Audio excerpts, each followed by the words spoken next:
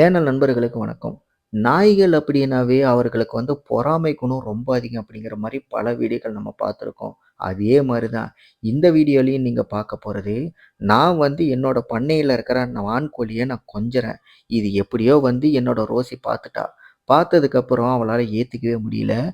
பொறுமையா அப்படியே எங்கேயோ போற மாரி அப்படியே அலுங்காம என் பக்கத்துல அத விரட்டுறத பாருங்க. ஏன்னா, நான் வேற யாரையுமே கொஞ்சவே கூடாது.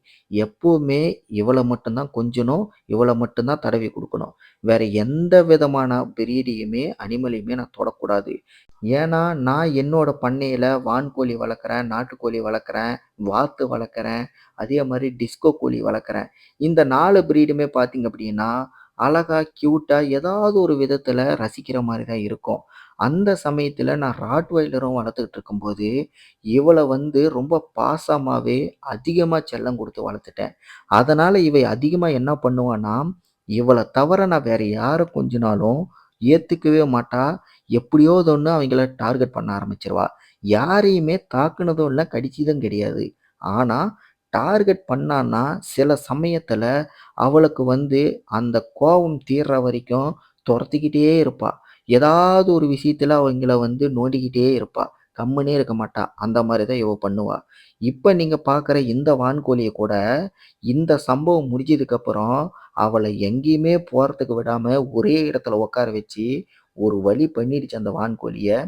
ஆனா, கடிக்கவும் இல்ல, தாக்கவும் இல்ல. இதுதான் பார்த்தீங்கன்னா, இவளோட வேலையே. எப்பவுமே ஒருத்தர பயமுறுத்தணும்னு சொல்லுவாங்கல்ல, இவளோட பார்வை, இவளோட சில செயல்களே பார்த்தீங்கன்னா, கோழிங்க சில இதெல்லாம் பயந்துக்கும். அந்த மாரி தான் பார்த்தீங்கன்னா, இதையும் மிரட்டி உட்கார வச்சுருச்சு. எங்கேயுமே நகர்றதுக்கு விடல.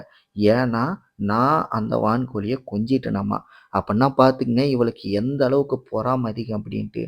இது எல்லா நாய்களுக்குமே இருக்கிற குணம் தான். ஆனா, ராட்வைலர்கள் முன்ன கொடூரமான நாய்களா பார்க்கப்பட்டாலும், இந்த இப்ப இருக்கிற காலகட்டத்துக்கு ராட்வைலர்கள் பார்த்தீங்கன்னா, ரொம்பவும் அமைதியா, பாசத்துக்கு ஏங்கக்கூடிய ஒரு ஃபேமிலி அடாப்டடா தான் பார்த்தீங்கன்னா, நெறைய இடங்கள்ல வளர்த்துக்கிட்டு இருக்காங்க. அந்த மாரி ராட்வைலர்களுக்குள்ள இப்ப இருக்கிற இந்த பொறாமை குணம் அப்படிங்கிறது ரொம்பவே ஆச்சரியமாவும், ரசிக்கிற மாரி தான் இருக்கு.